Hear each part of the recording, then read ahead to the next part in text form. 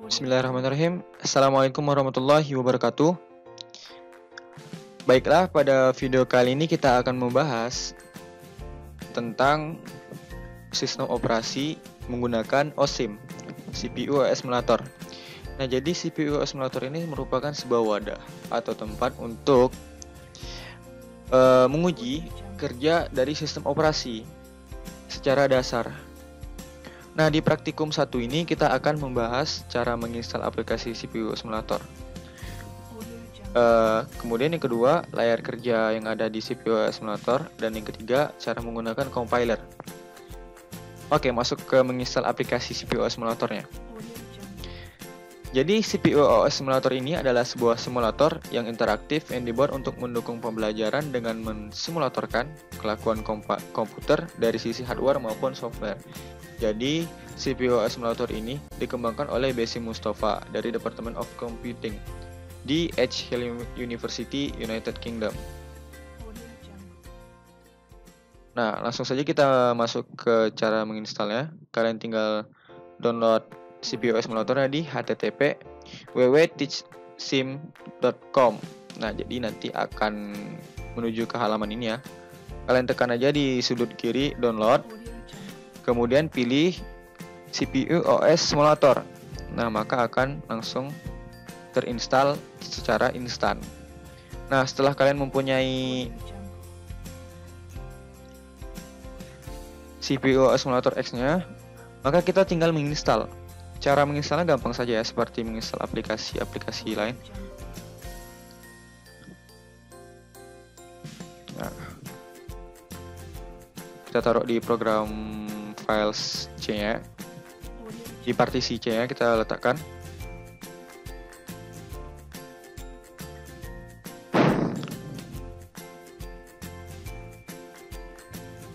Boleh kalian taruh di desktop atau enggak, saya tidak letakkan.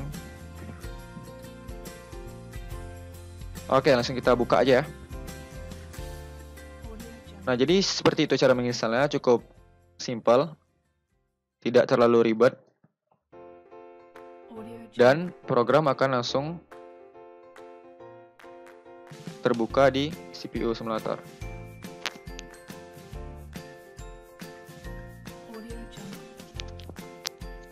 Oke, sebentar.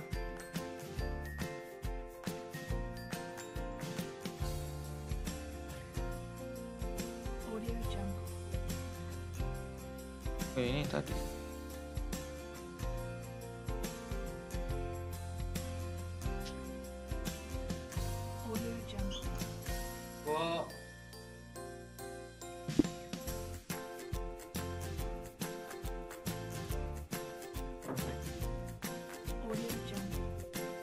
Oke, maaf agak lag. Oke, jadi seperti ini bentuk dari CPU Emulator di halaman utama ya. Nah, di halaman utama ini kita sebut sebagai CPU Emulator. Nah, ini. Nah, di sini ada 4 komponen. Yang pertama itu ada CPU Instruction in Memory. Yang kedua ada cache-nya. Yang ketiga ada Special CPU Register. Ada PC, SP, SR, BR, dan lainnya. Dan di sini sudah ada singkatannya ketika kita alahkan kursornya. Nah, yang keempat itu ada General Purpose CPU Register. Nah, yang pertama ini merupakan sebuah CPU instruksi yang bisa saja kita buat di instruction CPU ya, sini, dan bisa kita buat di compiler atau OS simulatornya. Jadi setelah kita memasukkan sebuah instruksi, maka instruksi itu akan dikirim ke cache pipeline. Nah, setelah itu akan jalankan di special CPU register. Kemudian outputnya akan tampil di general purpose CPU register. Nah, oke, itu untuk CPU simulatornya, penjelasan singkatnya. Kemudian kita ke compiler. Nah, kalian cukup klik di bagian special CPU register di menu compiler. Kalian klik. Nah, maka akan langsung terarah ke program compiler. Nah, di dalam program compiler ini terdapat program search, yaitu input. Nah, di sini kita menginputkan program yang ingin kita eksekusi. Nah, setelah kita menginputkan, maka kita ke compile dan kita compile kan. Nah, setelah tercompile, maka compilernya diproses di compiler progress. Kemudian setelah selesai diproses, nah dia akan menghasilkan output di program code. Nah, setelah programnya selesai, maka kita kembalikan programnya ke CPU simulator untuk kita jalankan. Kita load in memory kan. Nah, seperti itu untuk compiler. Kemudian OS simulatornya. Nah, di dalam OS simulator ini terdapat scheduler, di mana scheduler ini terdapat first come, first serve, atau biasa kita sebut FCFS. Kemudian ada short job first, SJF, dan yang ketiga ada round robin. Nah, di bawahnya ada OS control untuk menstartkan sebuah OS simulatornya. Kita fastkan aja ntar kalau misalnya programnya ingin dijalankan. Dan di bawahnya lagi ada program list yang ingin kita jalankan tadi. Nah, ini adalah ready process, ready QE. Nah, proses yang sudah ready akan ditampilkan di sini. Oke, kita close. Kemudian kita masuk ke tahap ketiga, belajar menggunakan compiler, cara menggunakan compiler. Oke, sebelum itu kita akan masuk ke dalam pemrosesan algoritma dasar di instruksi CPU simulator saja. Jadi di sini kita akan membuat sebuah new program name-nya average. Base address-nya kita letakkan di sini 100. Nah, kemudian kita tambahin. Nah, dia langsung masuk ke program list di cache pipeline. Nah, setelah kita masukkan di program list, maka kita transfer ke CPU instruction. Oh, maaf. Kita transferkan CPU instruction-nya ini melalui instruction add new. Nah, di sini kita akan mengikuti sebuah instruksi yang terdapat di modul. Nah, instruksi di dalam modul ini seperti ini. Jadi ada instruksi pertama itu MOV 4R00. Nah, jadi yang pertama kita ubah dulu opcode ya. MOV dengan nilai value-nya tadi 4. Dan registernya berada di R00. Nah, kita transferkan ke CPU instruction dengan mengklik new instruction. Nah, kemudian kita buat instruksi yang kedua, MOV 6R01.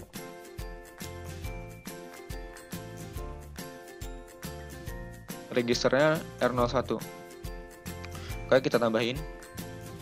Nah, selesai kita membuat dua nilai di dalam register yang berbeda, kemudian kita masukin di sini dengan perintah add R001 R01. Nah, sebuah perintah add ini merupakan perintah untuk memberitahu bahwa kita memasukkan data R001 dan data 4 dan 6 di R001 dan R00. Nah, kita buka di miscellaneous. Kita klik add. Tadi register R01 dan R00. Nah, oke, sudah. Tambahkan. Nah, setelah itu kita akan membagikan penjumlahan dari 6 dan 4 tadi. Kita bagi 2. Jadi 6 tambah 4 bagi 2 sama dengan 5. Oke, div. Jadi div ini terdapat di mana? Oh ya, ini. Div 2. Div 2 R01.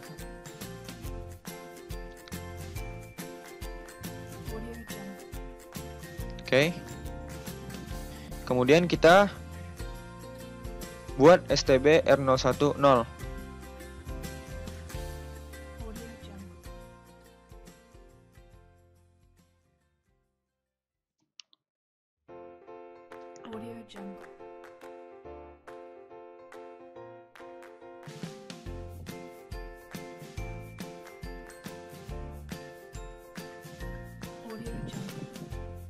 Nah, kita lihat instruksinya sudah sama atau belum.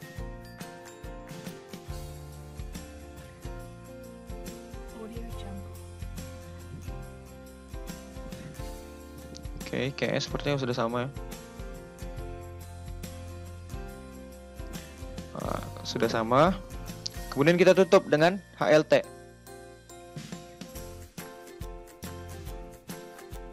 Buat lagi. Nah, HLT tadi ada di control transfer. Jadi di control transfer kita buat sini HLT. Oke.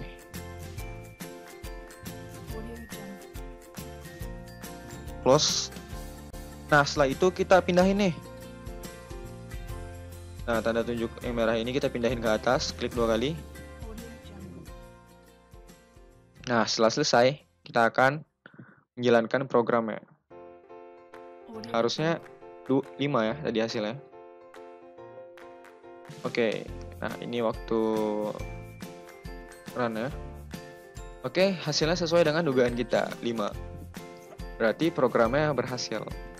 Nah, itu untuk sebuah aritmatika dasarnya. Kemudian kita akan masuk ke compiler. Kita remove all program ya. Kita masuk ke compiler. Nah, jadi kita akan membuat sebuah perulangan. Maka simulator ini akan memproses sebuah perulangan. Misalnya kita masukkan di sini sebuah perulangan yang nama programnya itu misalnya perulangan.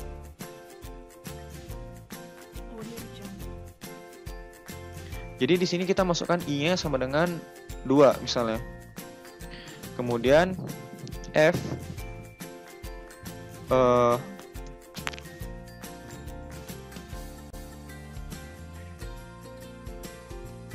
lihat dulu di modul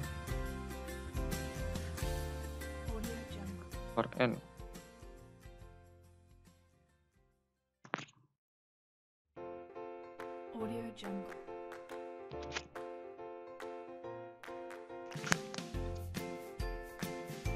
For n sama dengan 1 to 30. Terus di sini kita buat x sama dengan i tambah n. Kemudian kita next, kita end-kan programnya. Ya, seperti ini. Nah, setelah selesai, kita ubah base address-nya menjadi 100.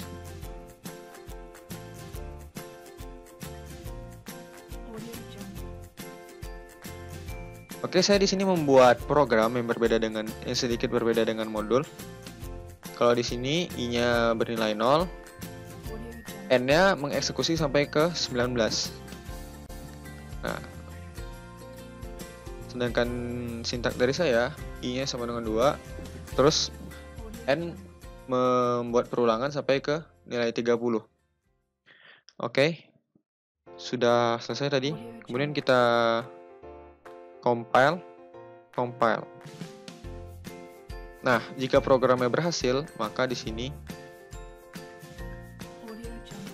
program code-nya muncul. Nah, seperti ini. Setelah selesai, kita pindahin lagi di CPU simulator dengan klik tombol load in memory. Oke, sukses. Kode berhasil. Nah, kemudian kita jalankan. Run. Boleh di fast ya, biar cepat. Kita klik run. Bismillah. Nah, maka programnya berjalan lancar. Berbeda dengan tadi. Tidak kita tekan tombol fast ya. Oke. Programnya berjalan sampai ke 30. Nah.